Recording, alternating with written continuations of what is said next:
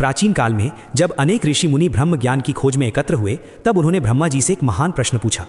हे पितामह, इस सृष्टि का परम सत्य कौन है? कौन वह परम तत्व है जिसकी शरण में जाकर जीव भय मुक्त हो जाता है? ब्रह्मा जी मुस्कुराए, उनकी वाणी गंभीर हो उठी। हे ऋषियों, जिसने ब्रह्मा, विष्णु और रुद्र सहित समस्त सृष्टि की रचना की, जिसकी कृपा दृष्टि से प्राणी निर्भय हो जाते हैं, जिसकी शक्ति से सूर्य, चंद्र, अग्नि और बिजली प्रकाशमान है, वह परम ब्रह्म और कोई नहीं, स्वयं भगवान शिव हैं।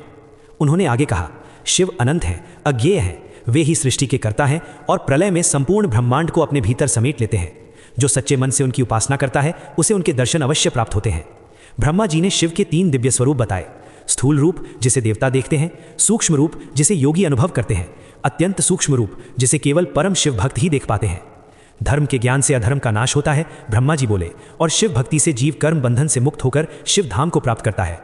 फिर ब्रह्मा जी ने ऋषियों को एक दिव्य मार्ग बताया। मन और वाणी को शुद्ध कर शिव ध्यान में लीन हो जाओ। यज्ञ और मंत्रों से वायुदेव को आमंत्रित करो, वे तुम्हारा मार्ग प्रशस्त करेंगे। इसके बाद तुम सब वाराणसी जाओ, जहां स्वयं पिनाकधारी शिव माता पार्वती के साथ विराजमान है। इतना कहकर ब्रह्मा जी ने एक दिव्य सूर्य के समान तेजस्वी मनोमय चक्र आकाश में फेंका और बोले, जहां इस चक्र की नेमी यानी किनारा टूटे, वहीं तुम महायज्ञ आरंभ करना। ऋषिगण उस चक्र के पीछे पीछे चल पड़े।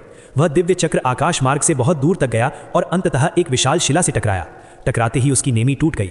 ऋषियों ने समझ लिया यही स्थान पवित्र है। वहीं उन्होंने महायज्ञ का संकल्प लिया।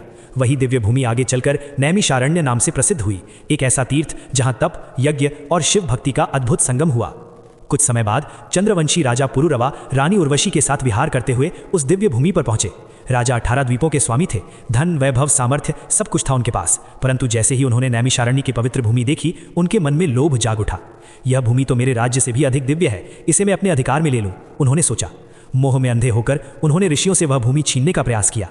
ऋषिगण क्रोधित हो उठे। उन्होंने कुशा घास उठाई, जो तपस्वियों के हाथों में भी वज्र बन जाती है। मंत्र बल से अभिमंत्रित कुशा का प्रहार हुआ और उसी क्षण राजा पुरुरवा भूमि पर गिर पड़े। ऋषियों ने कहा, यह भूमि लोभ के लिए नहीं, तप और भक्ति के लिए है। वही भूमि जहां ब्रह्मा जी ने सृष्टि का रचना का संकल्प किया था, वही भूमि जहां यज्ञ की अग्नि कभी शांत नहीं होती, वही भूमि आज भी नैमिषारण्य के रूप में देवताओं और ऋषियों का प्रिय तीर्थ मानी जाती है। धन, शक्ति और राज्य सब यहीं छूट जाते हैं, पर शिव की भक्ति जहां होती है, वही स्थान नैमिषारण्य बन जाता है।